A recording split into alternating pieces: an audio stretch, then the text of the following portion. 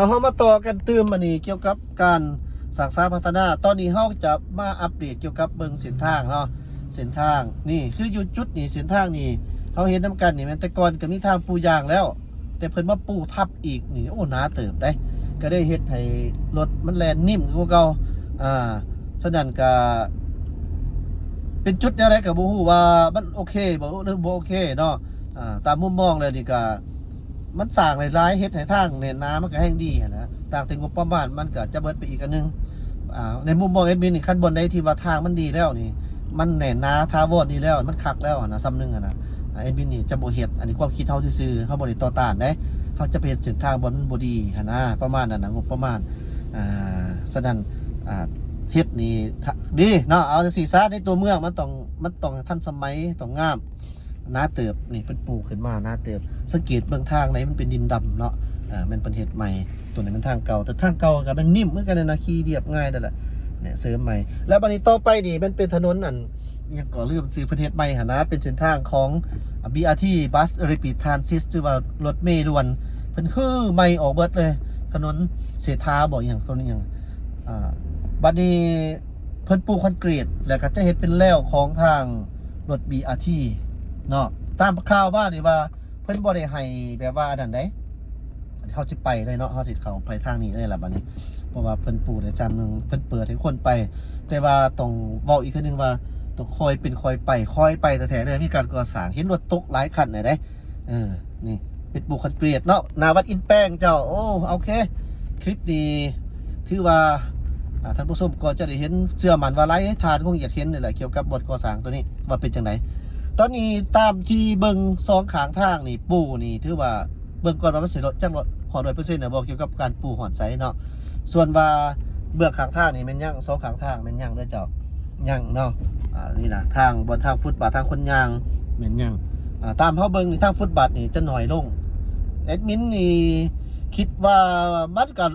ด้วยเหตุและผลก็สมเหตุสมผลรถมันหลายขึ้นวันนี้เพิ่นจะเป็นทางแบบว่าให้เฉพาะแต่ BRT มาแล่นกับรถที่ว่าเกี่ยวกับนักท่องเที่ยวยังประมาณนี้แหละเจ้ามาเที่ยวก็เลยยังก็อันนั้น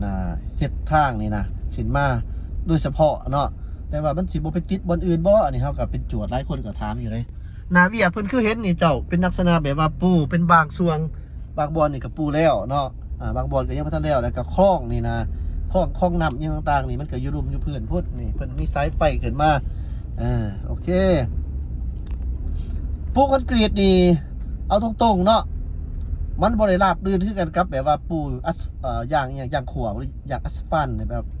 ไหมบดๆนะเนาะมันจะเป็นคืดน้อยนึงมันกับบ่เรียบคือกันกับย่างว่าจังซะแต่ว่าเรื่องความแน่นหนาทาวอนนี่มันจะคงทนขนาดเลยละหรือว่าเพิ่นจะปูแต่ว่าคันต่างประเทศเพิ่นเฮ็ดนี่เนาะเอาจังซี่ซะเว้าได้ว่าทางต่างประเทศนั่นเฮาก็เว้าเนาะเพิ่นเฮ็ดนี่เพิ่นมีเงินหลายดิเพิ่นปูคอนกรีตเป็นมีแล้วนะเพิ่นจะมีปูยางทับอีกบัดนึงนี่ป๊รถแลนนี่นิ่มสุดแหละเจ้าเอาความคืบหน้าล่าสุดของการก่อสร้างอยู่ที่ถนนเส้นนี้แม่นเพิ่นจะสร้างมาฮอดจนฮอดพุ่นแหละแถวทางถนนด้านสร้างพุ่นแหละนี่นะตามเบิ่งนี่นะบ่แม่นเนาะเขาจุดน้ำพุบ่ผิดนี่แหละเขตนี้เจ้ามาสุดอยู่นี้เห็นน้ำกันเป็นแบบนี้แล้วเจ้าประมาณนี้คึกนี่สูงเติบสูงเติบฉะนั้นผู้ที่มีเฮือนอยู่สุดเก่านี่ก็สิทางก็สูงก่อนหน่อยนึงหรือว่าเป็นปู่บ่ฮอดพี่บ่นี่นี่แม่นเป็นแล้วทางBRT เพิ่นขยายทางให้มันกว้างแล้วทางให้มันกว้างขึ้นนี่คอยไปคอยมาเนาะที่ว่าเฮาแล่นซ่านี่บ่ได้แม่นอันนั้นเด้อันนั้นรบกวนเขาเจ้าเพราะว่าทางเป็นแบบนี้จะสิเล่นไว้จะเล่นบ่ได้เนาะเบื้องนี้แม่นเพิ่นเอาบาทางหรือว่าเพิ่นเอาบอนถนนคนยางบนฟุตบาทออกให้มันกว้างขึ้นดีเห็นดีแบบนี้แหละเอาออกเพราะมันแคบทางบ้านเฮานี่มันมีรถ BRT มาอีกจังซี่นะเจ้าท่านผู้ชมมันก็เป็นลักษณะแบบเฮ็ดให้การสัญจรยากนะทางยางเบิ่งแม่เนาะแต่ว่ามันจักแมททางยางมันกว้างเลย1 2ประมาณ5 เมตรพุ่นละนี่นะทางยางเอาออกอะไรเพิ่นก็จะเป็นลักษณะแบบว่า รถแล่นสะดวกขึ้นเขาฮอดแต่นี่ซื่อๆดอกเพราะว่าไปทางนั้นมันบ่ได้ออกดอกแล้วเส้นทางนี่ซื่อๆเนาะเขตเบื้องนั้นคือการเพิ่นเอาออกนะ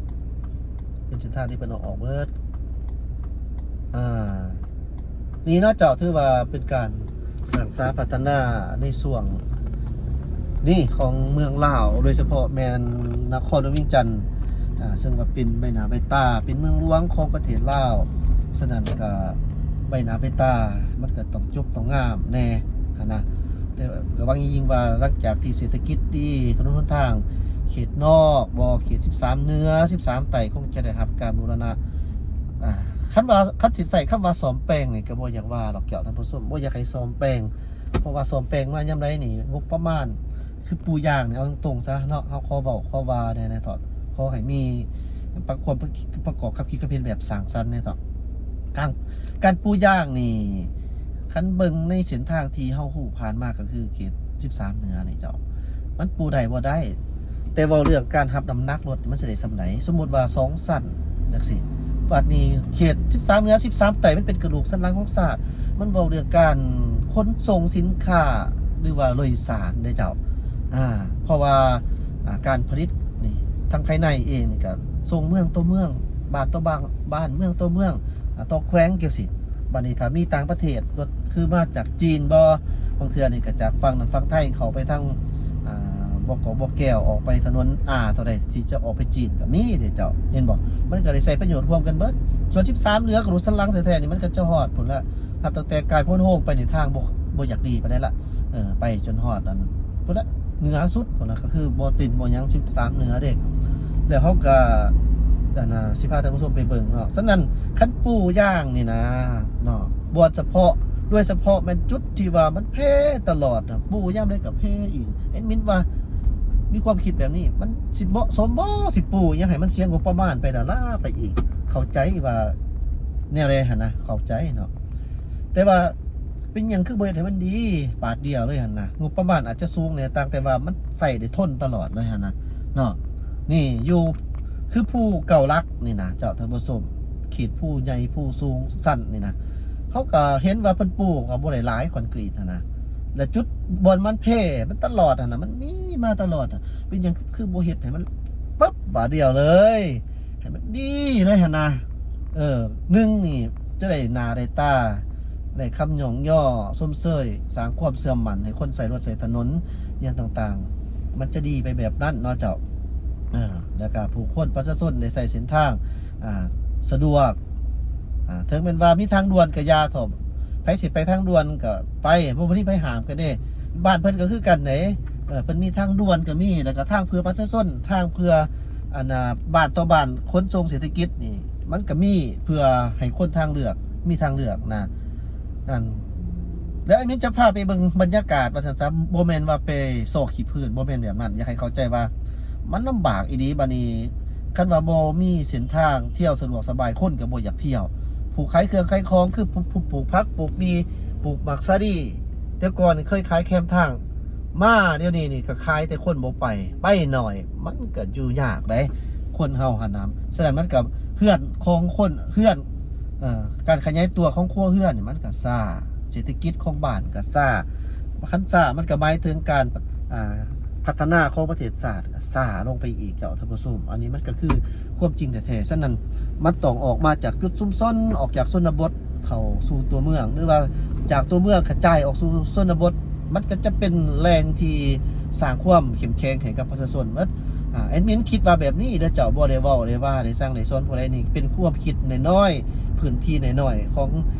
สิทธิของแอดมินที่เฮ็ดช่องนี่ออกมาอยากเห็นประเทศชาติบ้านเมืองนี่มีการพัฒนาเดี๋ยวนี้ก็เห็นกำลังพัฒนาไปหลายเติบแล้วแต่ว่าอยากให้เห็นอีกกว่าหันอีกบ่ได้ที่มันบ่ทันพัฒนาก็เห็นพัฒนาทั่วถึงกันมันไปอยู่สิว่าจังได๋บ่เจอบนความยุ่งยากนี่ก็โอ้ลำบากเลยเจ้ามันลำบากอีหลีนี่ได้เนาะเดี๋ยวแอดมินสิพาไปเบิ่งพ่อให้เห็นในมุมมองนึงเขาเห็น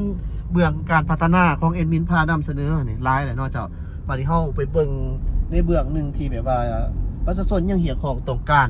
อยากให้มีการไปพัฒนานะถ้าก็ไปเบิ่งในอีกรูปแบบนึง นี่ก็เป็นการมาเว้ามาว่าล่าสุดเนาะเพื่อประกอบคำคิดคำเห็นกับท่านผู้ชมทุกท่านก็ขอบใจหลายๆเจ้าอีกท่านหนึ่งสำหรับท่านใดที่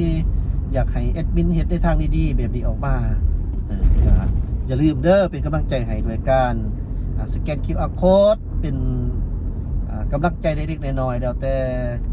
ความสมัครใจศรัทธาของทานเนาะเพื่อความอยู่รอดของส่องเด้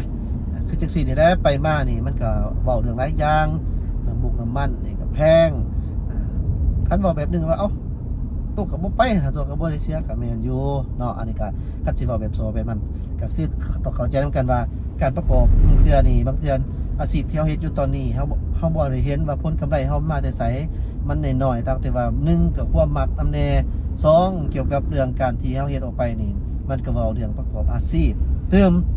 คันว่าประกอบอาชีพแท้นี่คันมันบ่ไปบ่มาบ่ได้นี่มันก็ได้โจ๊ะคือกันกับธุรกิจอื่นๆนั่นล่ะเจ้าท่านผู้ชมสนั่นฟังว่าคงจะเข้าใจเนาะเอาล่ะขอมุกขอบใจเด้อบ่ฮอดนี่ก็บ่ได้มีหยังแล้วเจ้าก็แบบเก่าที่ติดตามรับส้มนี่แม่ทนน้องบอดเด้อเจ้าขอบใจได้ไลฟ์สบายดีขอบใจที่ผู้ซัพพอร์ตเด้อเจ้า